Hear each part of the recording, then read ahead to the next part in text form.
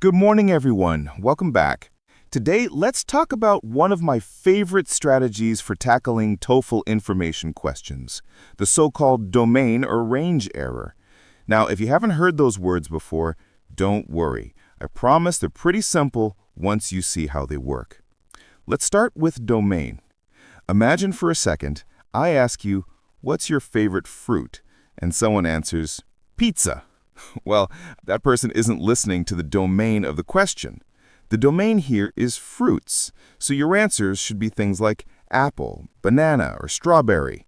Pizza, as delicious as it is, doesn't fit the fruit club, does it? That's a domain error. As for range, let's switch gears. Think about electric cars. When someone says an electric car has a range of 300 miles, they mean it can go up to 300 miles before needing a recharge. If someone claims, electric cars can drive forever without charging, that's a range error, way beyond the actual limit. Now, let's talk TOEFL. Test writers love these tricks. Here's how they work. Imagine you read a passage saying, some desert plants can survive without rain for an extended time. A tricky answer might say, all desert plants can survive without water for an extended time. See the difference? The passage talks about some, but the answer choice switches to all. That's a classic domain error. The answer overreaches, claiming too much.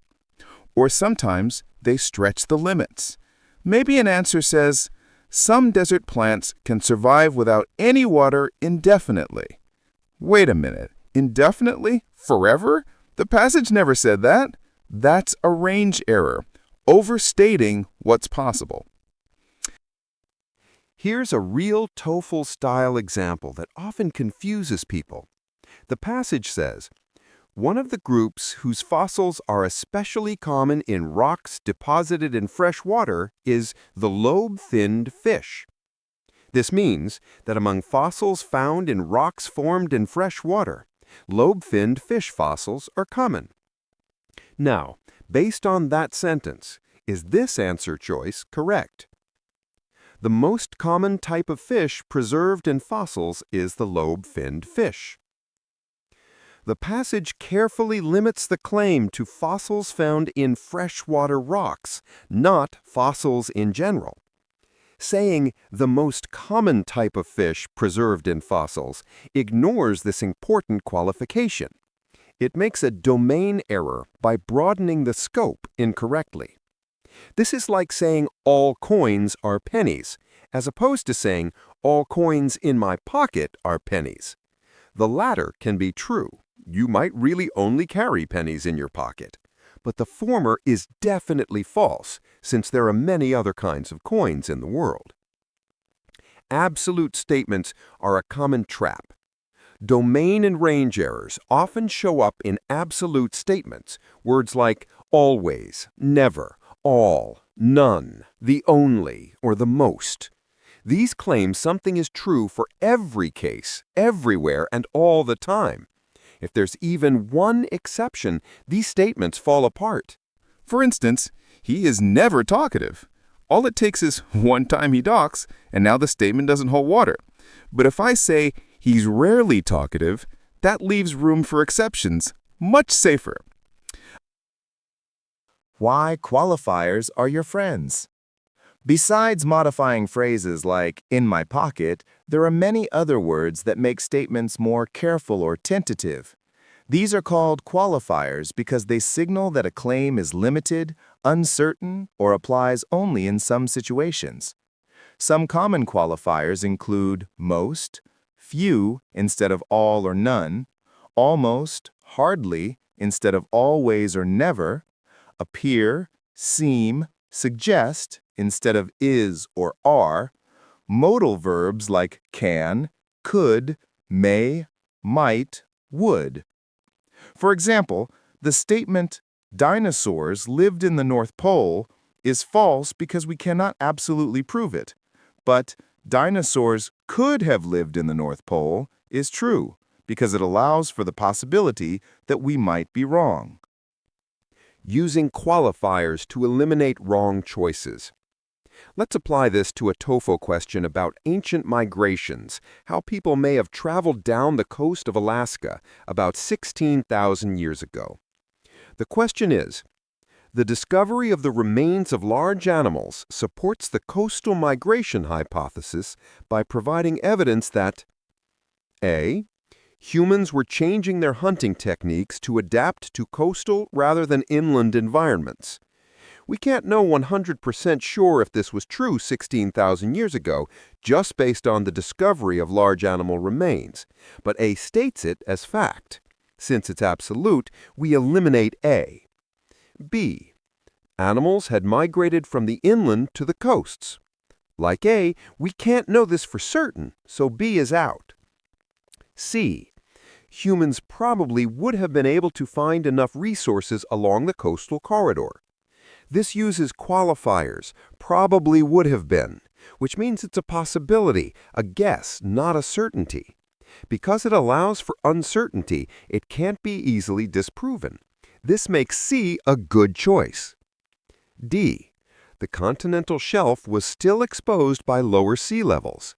This is definitive and can't be known with 100% certainty either, so we eliminate D.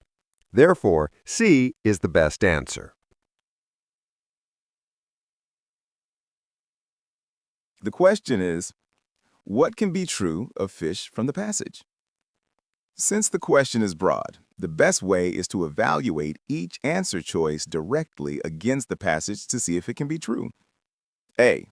There is no evidence that fish originated in the ocean. The passage says the first records of fish are found in fossils of marine rocks. That is evidence fish originated in the ocean, so A is definitely wrong. B. Evidence suggests that the lobe-fin fish radiated into almost all available aquatic habitats. The passage mentions that fish as a whole radiated into many habitats, but not specifically the lobe-fin fish. Saying lobe-fin fish radiated everywhere broadens the domain incorrectly. This is a domain error, so B is incorrect. C. The most common type of fish preserved in fossils is lobe-fin fish.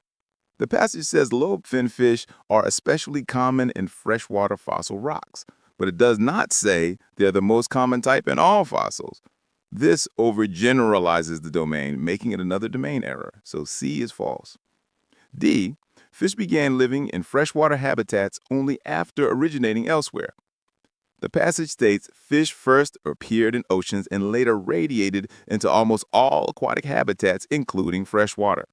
So this means fish began living in freshwater habitats only after originating in the ocean.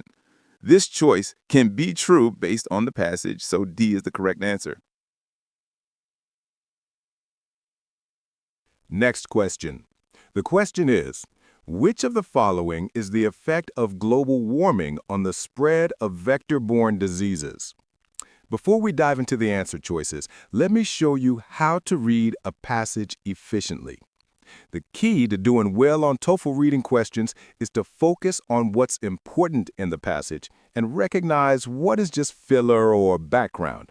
Skip the fillers, but do a close reading to understand the essential information. Let's look at the passage carefully and pick out the important information. The passage is about global warming's effects on vector-borne diseases. Key points to pay attention to. Vector-borne diseases are spread by creatures like mosquitoes and ticks.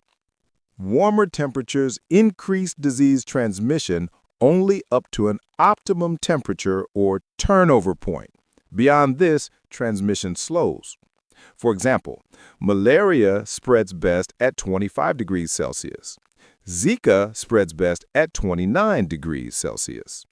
This means warming will increase disease spread in places that are currently cold, but in already warm places, too much heat might slow transmission. These are the essential facts you need to remember before looking at the answer choices. Now, with this information in mind, let's evaluate the choices. A. Regions normally affected by vector-borne diseases will likely be less affected if they become hotter. Since transmission slows above the optimum temperature, places already warm might see less disease spread if they get hotter. This matches the passage. A is good. B. Higher global temperatures increase chances of disease spread in all places. The passage says transmission slows past a certain point, so warmer places might actually see less spread. This overgeneralizes. B is bad. C. Regions normally unaffected will not see an increase. The passage says warming will increase spread in cold regions previously unaffected. So C is false, and C is bad. D. Disease spread will intensify in currently afflicted regions. Due to the turnover point slowing transmission in warm places, this might not be true. So D is bad. Final answer, A. Let's finish this session with one more question. I'm going to show you how to answer quickly if you're running out of time. In this case, you can focus on the answer choices themselves. Especially watch for absoluteness indicating words and eliminate those choices first. Then, pick the choice that uses qualifiers showing uncertainty or possibility. Here's the question. What does the evidence from the study of red howler monkeys in French Guiana suggest about the theory of behavioral resilience in translocated populations? Now, look at the answer choices carefully. Choice A says never, an absolute word. Choice B uses without any, also absolute. Choice C uses can, which is a qualifier showing possibility or potential. Choice D says always, another absolute word. Since the theory involves induction, meaning it's based on evidence that supports an idea but isn't 100% certain, absolute words like never, without any, and always are too strong and make choices A, B, and D unlikely to be true. That leaves C as the best answer because it acknowledges the possibility that translocated populations can eventually regain behaviors similar to their original habitat. Answer C. Key 2. When time is tight, quickly scan for absolute words like never, always, all, or none and eliminate those. Then pick answers with softer, qualified language like can, may, might, or probably. This simple strategy can save you precious time while boosting accuracy. And that wraps up our session for today. If you want to master these strategies and dramatically improve your TOEFL reading skills, I highly recommend Dr. Nanhi Burns' TOEFL Reading course. With clear explanations, practical strategies, and plenty of practice materials, it's designed to help you achieve top scores efficiently. Check it out and take your TOEFL preparation to the next level. Keep practicing, and see you next time.